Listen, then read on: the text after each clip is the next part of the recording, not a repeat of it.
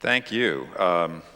John Piper gave me this topic, the gospel in a postmodern world, but he didn't really tell me what that meant. And in a good postmodern way, I decided to interpret it the way I wanted to. And so I want to talk to you about how do we do evangelism in a postmodern world? How do we communicate and get across the gospel in a postmodern world? In some ways, I would say what I'm about to give you is more of a lecture than a sermon, because I really would like to be as practical as I can be. But on the other hand, though I conceive of this more as a lecture than a sermon, you never know. I might get excited. Might be hard, but I might get excited.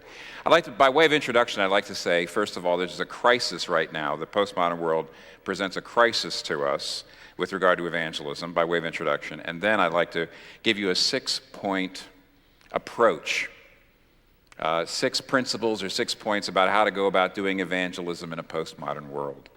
So first of all, there's a crisis. In 1959, Dr. David Martin Lloyd-Jones, who from now on I'm going to be calling the doctor, because that's what all of his friends called him, the doctor, just called him the doctor. He was an MD, a physician, before going into the preaching ministry, a great Welsh-British preacher in London. And in 1959, he did a series of lectures on revival. And the very first lecture was based on Mark chapter 9. And Mark chapter 9 is about at one point in Mark chapter 9, after the transfiguration, Jesus is coming off the mountain, and he sees his disciples trying to exorcise a demon from a young boy, unsuccessfully. Jesus takes the matter in hand, casts the demon out, and afterwards, in verse 28 and 29, they come to him and they say, "Why couldn't we do it? Why couldn't we cast it out?" And Jesus said, "This kind only comes out with prayer." And the doctor said, what Jesus was saying to them is that the demon is in too deep for your ordinary way of operation. The demon is in too deep for your ordinary way of doing things. Your business as usual, the way in which you ordinarily operate, won't work with this kind. And then what the doctor did was he went on to say that he understood that the boy to be, and the doctor's allegorizing here, and I know for a lot of us to interpret the Bible, allegory is a dirty word, but at the end of this, I would like to show you that he was right in how he understood this. He sees this is an allegory. The disciples are like the church, and the boy is like the contemporary world.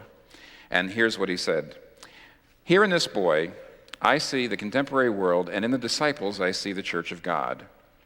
I see a very great difference between today and 200 years ago, or indeed even 100 years ago.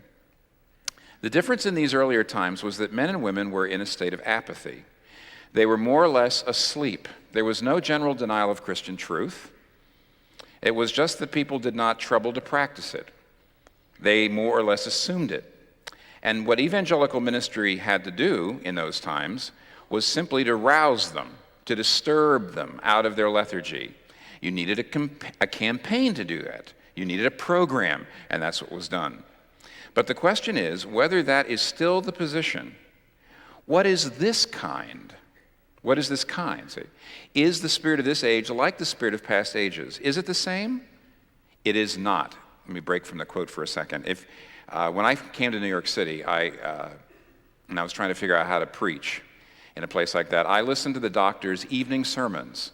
That all through the 50s and into the 60s, he would preach evening messages. They were expository, but they were evangelistic. They were aimed at the person who didn't believe. In London, and I listened to scores of them, maybe hundreds of them.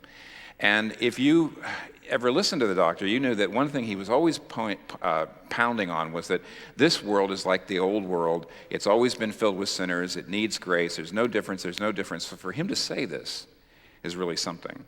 He says, "Is the spirit of this age like the spirit of past ages? Is it the same? It is not. The problem is not apathy. It's more profound. The whole notion of the spiritual has gone. The whole notion of what is right and true is gone. The problem facing us is altogether deeper and more desperate than what was faced by the Christian church for many a long century. Now, what he's saying is, and he said this long before Leslie Newbigin said almost the same thing.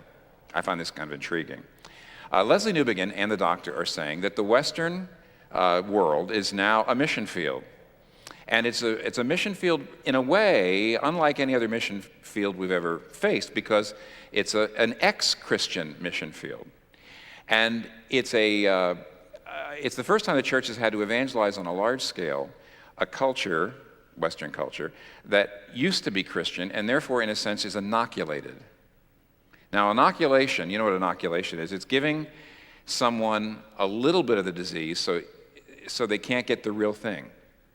And the inoculation of Western culture is our memory, and it's a distorted memory, but it's a memory of Christianity.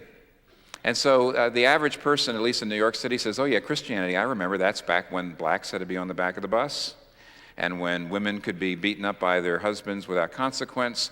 Yes, we remember when Christianity was in charge, and we've been there, we've done that, old hat. That's inoculation.